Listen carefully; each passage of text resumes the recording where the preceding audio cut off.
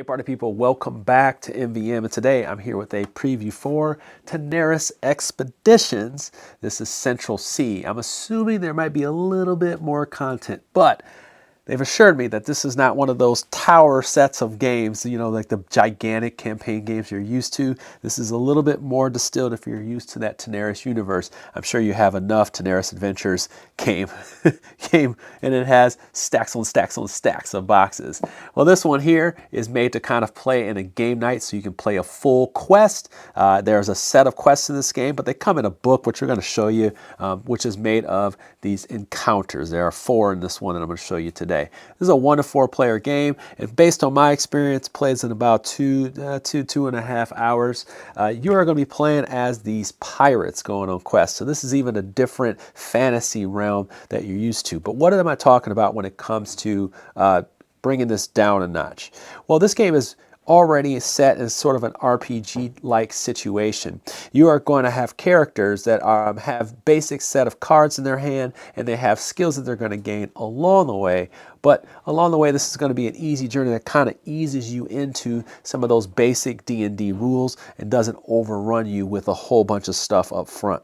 So let's go ahead and dig into this. What you're looking at is these 4 characters here. These 4 characters are going to be in every game, and they have kind of an alternative if you don't want to dig too deep in adding these improvement cards. They have different roles within each one of these. We have our controller, we have our healer, we have a striker, and we have our tank. Pretty standard affair if you're into that RPG stuff. But then if you don't want to use a certain character, you can replace these, and these have different little abilities and buffs on them to kind of match what's going on in the game as you develop your characters. You see, you're going to be getting improvement cards that add things to them. So what's going on with the characters? They have their standard affair stuff here. So they have their health. They have a defense check roll that you have to beat. The enemy has to beat. Same with the enemies. They have their check roll defense. And then you have your movement points, which can be used for several things. And then you have reactions. So there's reactions, and there's also like this kind of repost here if you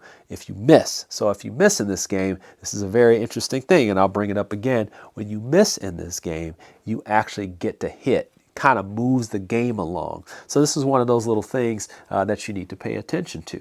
What you're looking at is the field of play here. You have your booth, and I should say also you have these, I should have said this about the characters, they all have their own passive abilities, and then they also have improved passive power, and they're all different because every character has their own deck of improvements. To start off a scenario or an encounter, you would choose 3 of these cards.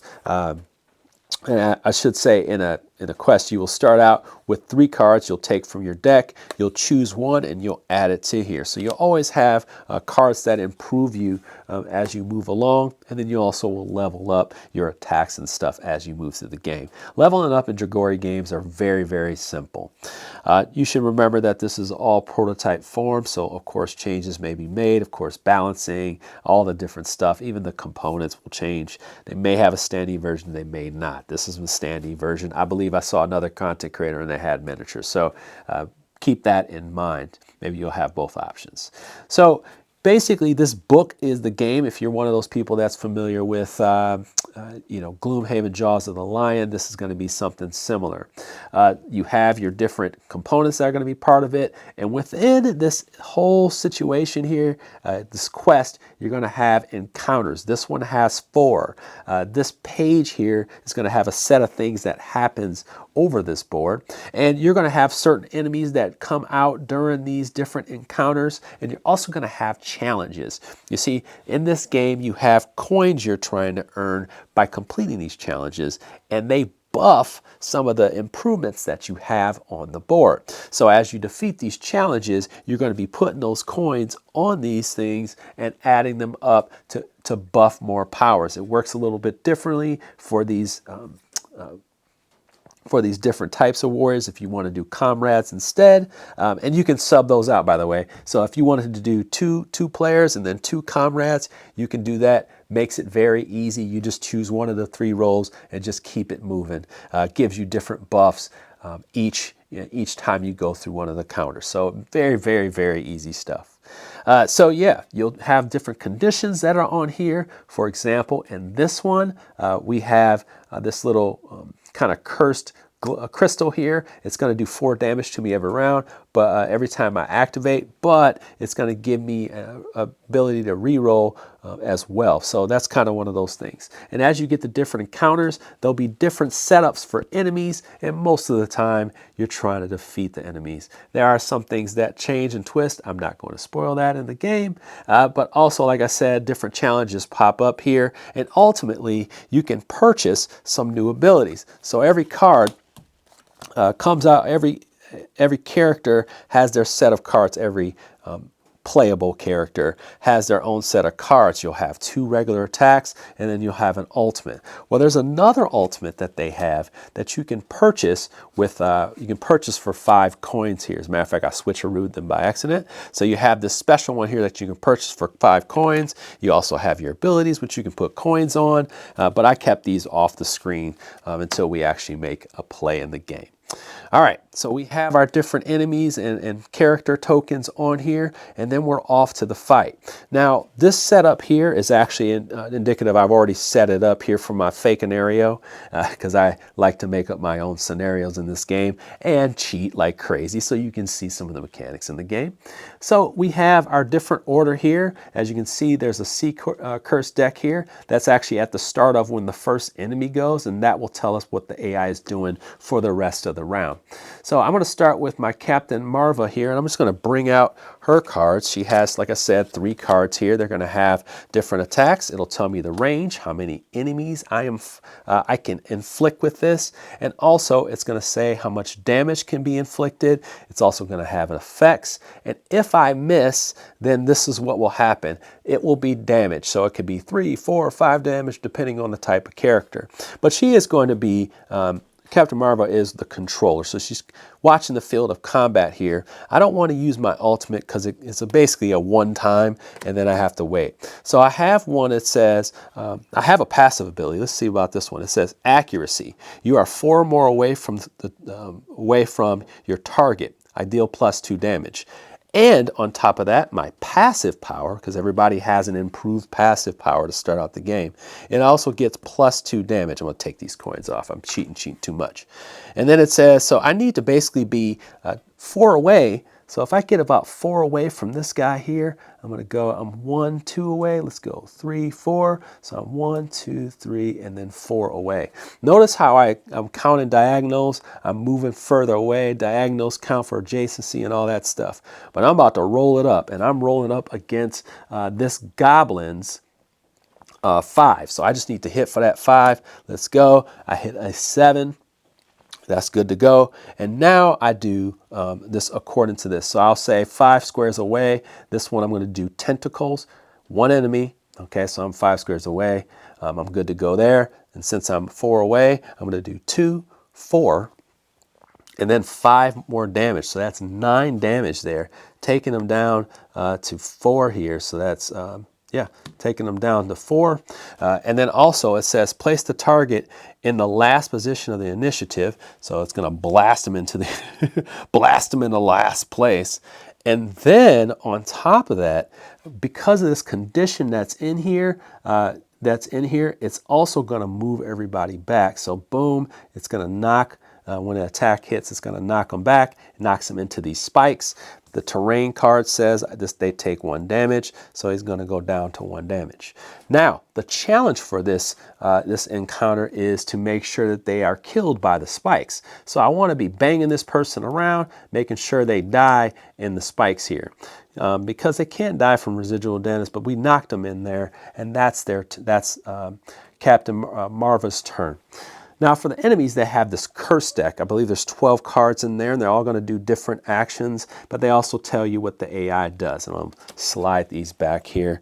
We'll get to more attacks here as we move along. It says, Wrath of the Oceans. If there are 4 other ocean curse cards revealed anytime, deal 25 damage to all heroes. But more importantly, because that doesn't take effect, it tells me target 1 hero, The red cards will deal, they will attack the farthest person away, and then we have the blue cards will attack the closest person away. So it tells me which way they're going. And we're just going to show you a couple more here. The red is going to attack the closest, blue attacks the farthest. Very, very easy to resolve. This one here, by the way, is going to be the second one of these. Let's see what this one says. It says all three heroes take damage. This is a Tempest of Ruin. As you can see, different things doing different things. But we're going to go back to that Wrath of Oceans, and their turns are similar to ours. We can move on our turn. We can focus so we get better attacks, a better opportunity to attack. We can do something that's kind of like an opportunity to stop an opportunity of attack when it's a free attack. We can use all our movement to jump away.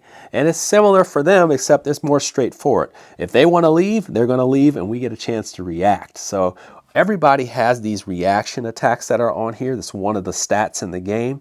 This one here is 3, this one here is 5, this one's 4, this one's 3. So if someone leaves our area, they leave our basically next to us, we get 1 reaction attack, even if there's multiple people here.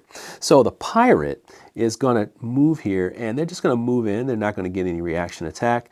They are going to attack the farthest, red. So they can move up to 5, and I don't think they're going to move through this here, but they're going to move through this. And when they do, Captain Doral is going to roll for their reaction. They don't get through that. So the guy keeps on trucking over here, and he's going to move over and try to attack her. So what will happen is I roll against her 6. He rolls a 19. If you get 20, you actually get +3. So you definitely want to watch out for that. I was hoping to roll 20 so I can show you that. But this is what happens. Since I passed the 6 here, he's going to do 7 damage. And if he missed, he would do some residual damage here. But he does 7. I have no abilities that buff or take care of anything. If I had less than 13, it says that they take 5 damage. So I don't have any of that there. I just take straight 7 damage. I look at the icon here, it takes me down to 21. And that is how our enemy's turn goes. It's very, very simple. They also have opportunities where they fight from range. These guys are solo. They just kick butt, get in your face. Let's just go back to to our turn here. We're just going to move down here to Captain Doro.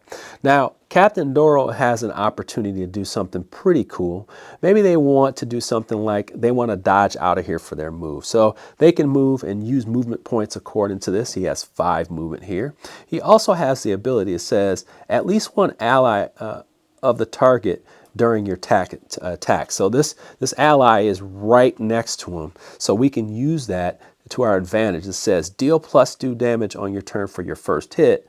Also, my improved passive power is +2 damage. So I have a +4 to my damage, and I can roll this here. So I'm going to roll. Hopefully I hit hard, baby. Oh boy, that was a 3. But maybe if I did it right here, if I was over here and I used all my movement, I can do something where it gives me some extra oomph to my attack. Now, I'm going to roll again and cheat like crazy so I can show you how that works. But the Sentinel has a roll of 7. So what will happen is when I do that, I give them kind of a weakened state. That one is called Exposed. So they have -2 defense against enemies. So that would make it easier for me to attack them. That's one of those cool little things. But let's just say I wanted to use his ability, and I was, let's say, right there, okay? I'm going to use what's called his ultimate attack. It says 1 square, it says assassinate one square, 1 enemy. Benefit, so, you know, like this, it says you move, I attack this guy, and then let's say it moves, it says benefit, you move 5, 0 damage, okay? So you move 5, 0 damage. Let's say we just move, I don't know, we'll move here. And then it says effect, if an enemy is in one of you and has less than 16 health, it dies. Okay, so it's like you're running across the battlefield, bam, right? Kill him. That's what your ultimate ability is. But when you do that, it's gone. Okay, so you can't use it. It's kind of like I said, ultimate ability. Think, I don't know, like Final Fantasy VII, because I'm that old. You got your ultimate unleash, kind of your what is it called? The break limit attack there. Now I'm just aging myself. Woo, back in that day. This is great RPG. But this will give you shades of that. And let's just say I hit them back. Of course, they die. Okay, so they come off here. And let's just say it was blue here. They would die. And then I would also get that challenge here as well. So that's what I'm trying to do. Get these challenges, knock them out, so I can get those coins. That'll give you an idea how this game works. But let's just go ahead and just do one more. We have the healer, Marn, so we'll just put her cards out here. Now she's a healer, so healers maybe or may not have crazy attacks, but for her, she does have some range stuff. So she has 5 squares, 1 enemy. Maybe I want to just do this one here, push him back in the spikes. 1, 2, 3, 4. Yep. So what I'll do is maybe I want to expand by focusing and using all my energy to focus on them, and it opens up the ability for me to attack them and get some more advantage to it. But I'm right there. It's in range.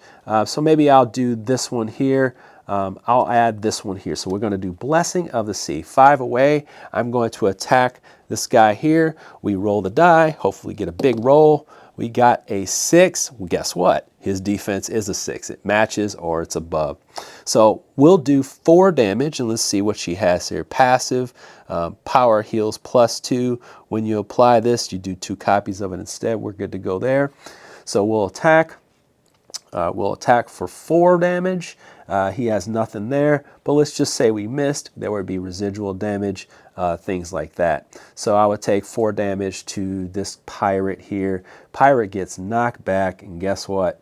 Because of the red sand, they get knocked back. So he would do 4 damage, he would die, and this would take that guy out. So we've done that one. We've knocked them in there. We want to make sure we're doing these things because the coins are very important. So let's just talk about that, and let's say that the enemies died and we completed those. What happens is when we do that, we get coins. It'll say exactly how many we get during that challenge. So we'll get the challenge here. It'll tell us that we get coins at the end. If we didn't complete the challenge, it's okay because we still get 1. So there's like an opportunity to like build that up. These coins, they go on these little areas here. It says 2 on there, and then what happens is when you do that, you're going to get better versions of what it is. So my passive power before here with Captain Mavra, I'm going to say Mavra, it says I get +3 damage instead of 2. So now I got this passive ability where I'm kicking butt. I'm getting stronger and stronger. And don't forget, you also have the ability to spend 5 coins to unlock her ability, which is a little bit more buff. And this one says Captain Marva, she has the ability, and by the way, I probably put the wrong one out there. This one here, it says you must have 5, does 7 damage. A villain, except for a boss, cannot take its turn until the start of your next turn. So they have some more stuff. This one here is what? A fireball, does 7 damage, gets a character exposed, never use that one. And then you're going to keep going. Now, as you play this game, you're going to basically progress through the page. I should also just quickly mention that this will always stay that way, and you'll be doing this every round, drawing a card, and that will be the AI for the round. Very quick AI. Now, eventually, what you'll be doing is you'll move forward onto this next page, and you'll have 2 more encounters. I'm assuming the encounters are going to be contained like this. I didn't receive notes on that, but I'm assuming the encounters will be contained like this. So it makes it for an RPG night. You're going to also have bosses. So I got boss cards over here, or you could have elites. So you have elite deck over here. These will be your elite cards here. So you have more damage plus health and things of that nature. So you know that you're going to have tougher enemies out here. I'm not going to dig too deep into that because we might be pushing spoilers. I was not told whether I can show that or not. But you're going to have these going on as well. So let's just say you get through all of that. You're going to have level up time. You take 3 level up 2 main attack cards. So you'll get level up attack cards to buff yourself up for future stuff. You'll even have your advanced improvements. You'll draw 3 of these, and that happens at the beginning of this as well. So you're going to have those. You choose one. You're going to be carrying one of these over, including the passive power. So you're going to get better and better as you move along. So you want to make sure that you're kind of choosing the right ones to upgrade during the game. And then you'll retrieve this Quest 1 card, and you'll read that and make choices. Some of that new standard of fare is you make the choices and they impact the game. You'll see what you chose on the back and it'll give you an answer. We're not going to spoil that. And that would be your quest for the night, okay? So your quest for the night. Hopefully that gives you an idea of how this plays. Now, what does that feel like, right? This one is very easy upkeep wise. You're gonna have, just very little to keep up with, and it's too much. If it's too much, you just choose one of these 3 cards for that role. This was for the controller. You put the card down over here. It just says, hey, during encounter 1, whenever a villain misses an attack against any hero, it takes 5 damage. Very, very easy stuff. You don't have to worry about stacking up all these cards and improvement cards. You just have this one here. So you don't have a ton of upkeep. I never play with one of these because I think the game is easy upkeep wise. And that's what you got. You got the RPG D&D feel in a box, but you're also going to have that, fun within a contained game night. And that's exactly what this game is shooting for. That's what Expeditions is shooting for. A quick, fun, exciting game night in about 2 hours or so.